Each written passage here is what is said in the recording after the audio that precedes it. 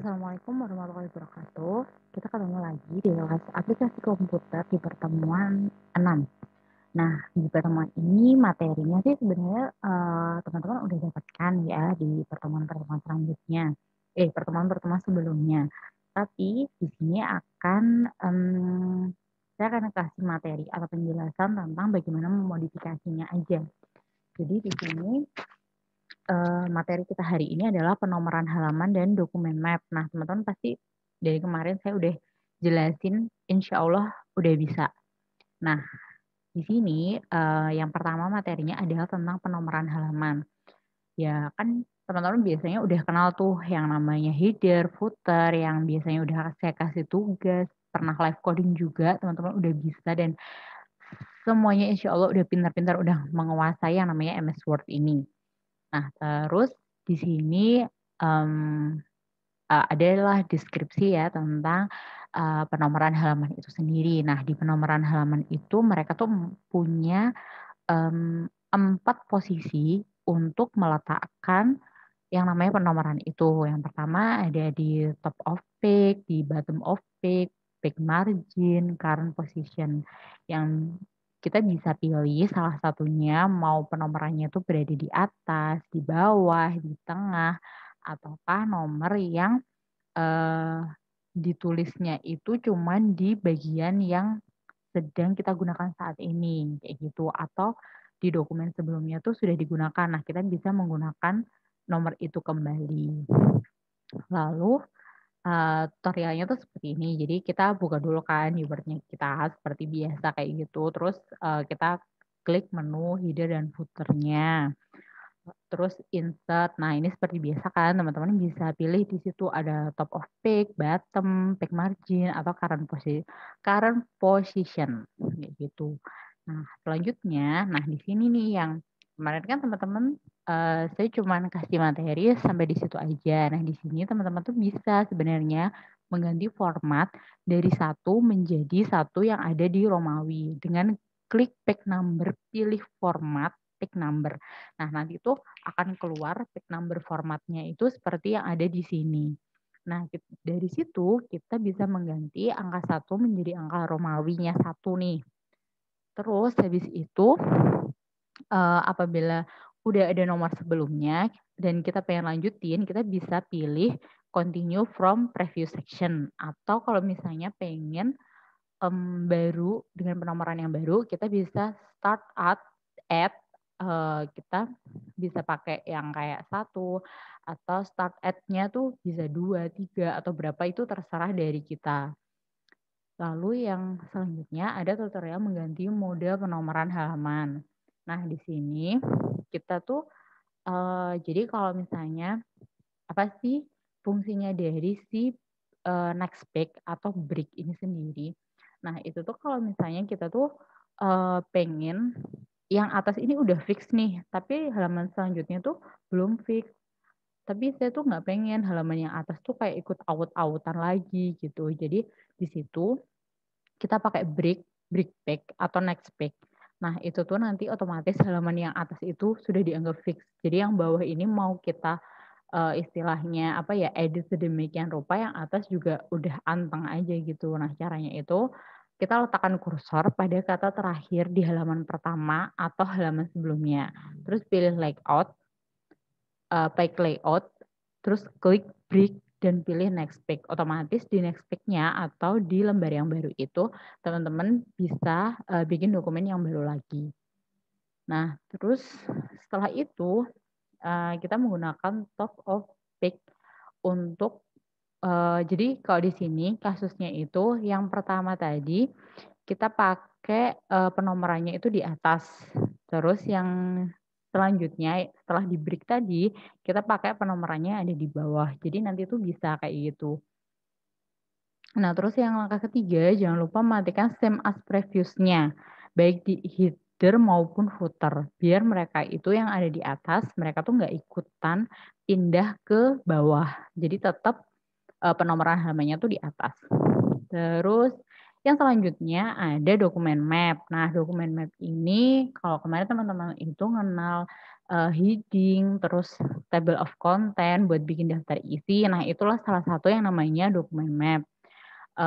Buat apa sih Bu sebenarnya dokumen map itu? Nah, dokumen map itu sebenarnya sih untuk mempermudah kita mencari, bagian-bagian dari dokumen tersebut. Apalagi nanti kalau teman-teman skripsi gitu kan, pasti kayak bingung banget nanti bab 3 itu di mana, halaman berapa. Nah, dengan adanya dokumen map, kita tinggal pakai heading itu, otomatis pas kita klik, kita udah langsung menuju ke halaman di mana yang kita inginkan, kayak gitu. Jadi kita nggak kayak nge-scroll terus sampai bawah, terus lupa lagi tadi halaman berapa, kayak gitu.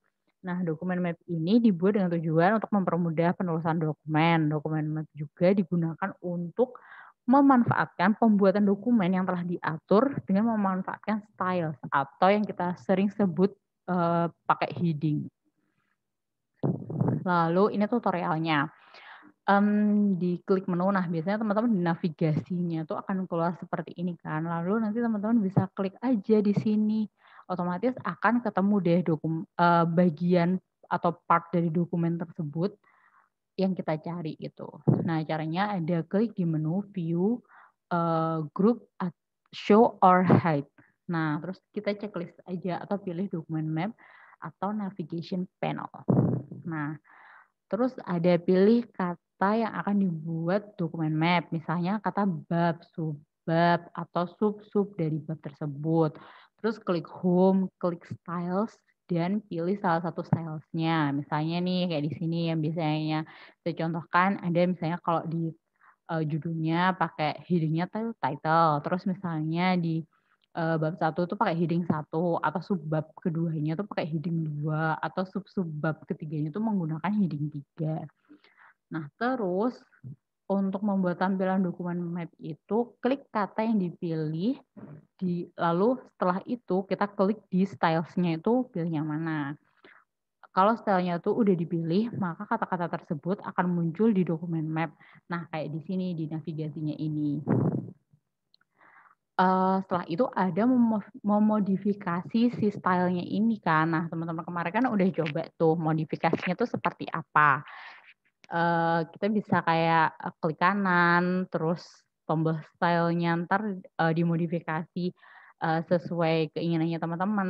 Nah, di sini itu,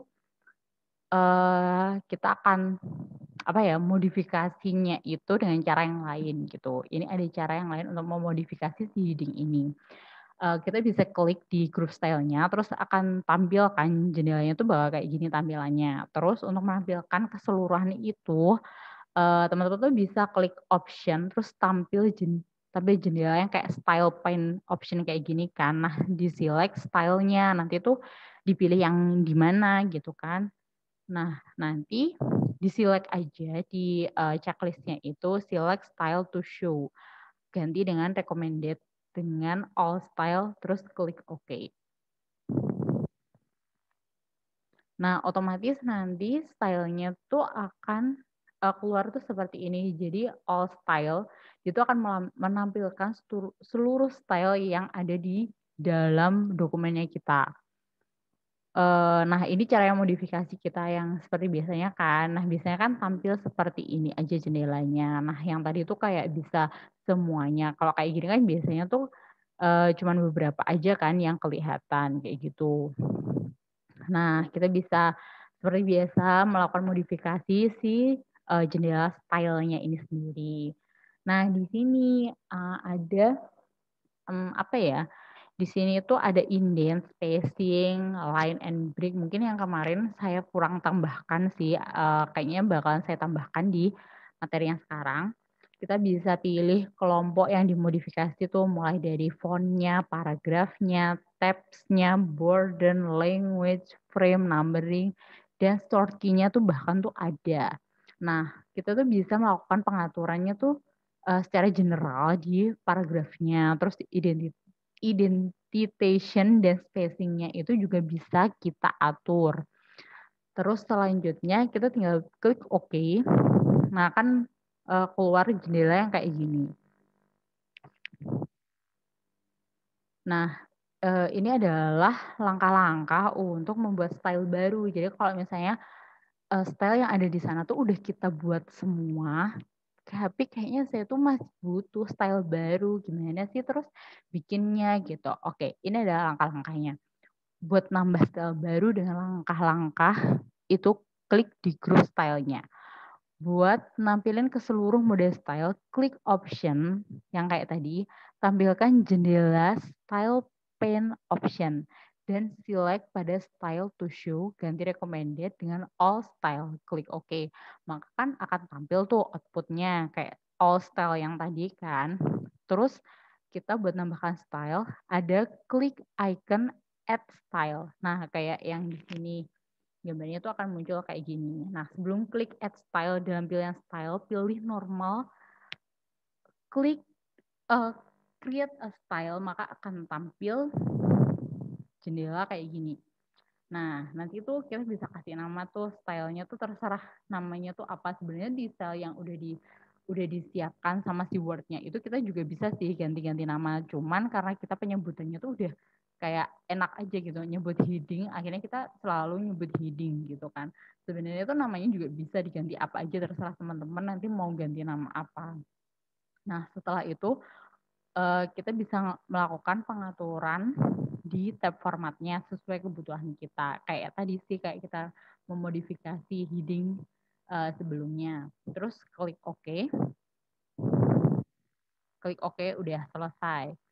Nah, terus yang di sini ada menu reference yang seperti teman-teman sebelumnya pelajari. Nah, di sini tuh otomatis kan heading yang kita pakai tadi, style yang kita pakai semua tadi itu kalau kita update akan bisa jadi sebuah referensi. Nah, referensinya itu adalah untuk daftar isi. Cara buatnya teman-teman tentu udah tahu kan, kayak kemarin materi yang udah saya jelaskan. Dari menu reference, pilih grup table of content dan pilih table of content. Terus bakalan tampil, nah ini kalau diklik kanan, di table of content kita kemarin, kalau diklik kanan akan muncul jendela yang kayak gini. Nah, di sini kita tuh bisa apa ya istilahnya tuh atur heading mana aja yang mau ditampilkan atau enggak kayak gitu. Nah, nanti tuh di sini akan keluar atau kita bisa atur berapa level sih yang mau kita tampilkan gitu. Kalau misalnya 2, otomatis cuma heading 1 sama di heading 2 aja yang keluar. Nah, heading 3 ini nggak akan pernah keluar karena kita udah settingnya tuh kayak gitu. Nah, terus untuk tab leader-nya ini tuh ini loh jenisnya ini. Nanti di sini teman-teman bisa klik aja itu bakalan banyak gitu loh tab-nya itu. Dan kita bisa memodifikasi font-nya, ukurannya kayak gitu tuh di sini modify. Terus nanti oke. Terus di sini ada option dan tampilan jendela kayak gini. Nah, ini tuh isi urutannya tuh tampil pada TOC level. TOC level ini sih sebenarnya style-nya kita tuh yang kita pakai tuh yang buat apa aja kayak gitu untuk balloon atau untuk bibliografi, caption, tabel, default, or footer-nya kayak gitu. Terus nanti bisa diklik OK aja. Nah, ini untuk perbaikan nomor. Nah, misalnya gini, kita udah bikin terus oh ternyata tuh ada subbab yang kita tambah lagi. Otomatis kita kayak kemarin kayaknya saya udah kasih tahu sih caranya klik kanan terus update field. Nah, update field sendiri nanti tuh ada tampilan jendela tuh seperti ini. Nah, ini tuh bisa diartikan update pick number only itu tuh biasanya cuman kalau halamannya berubah kayak gitu. Nah, kalau update entire tabel itu adalah mengubah semuanya gitu. Jadi kalau misalnya memang ada subbab atau style yang nambah, dia akan update. Tapi kalau untuk update page number only, biasanya kalau halamannya itu berubah misalnya dari yang sebelumnya di halaman 1 terus jadi di halaman 2, itu dia akan berubah halamannya aja gitu. Cuman kalau yang di update entire tabel, itu tuh biasanya kalau misalnya kita udah nambahin 4 level dari yang sebelumnya tuh 2 level, otomatis nanti 2 level yang baru ditambahkan akan update. Nah, ini tuh selanjutnya adalah mengatur spasi daftar isi. Nah, ini di daftar isinya yang tadi kan kalau misalnya update tuh pakai update field. Nah, ini tuh kita klik yang paragraf. Nah, nanti akan keluar jendela yang kayak gini. Kita bisa atur spasinya antar baris dan paragraf itu seperti apa, before after-nya di sini, terus ada left right-nya tuh di sini. Oke, ternyata materinya sudah selesai. Terima kasih sudah mengikuti kelas saya di aplikasi komputer. Jangan lupa absen dan tugasnya dicek di e-learning ya. Terima kasih. Assalamualaikum warahmatullahi wabarakatuh.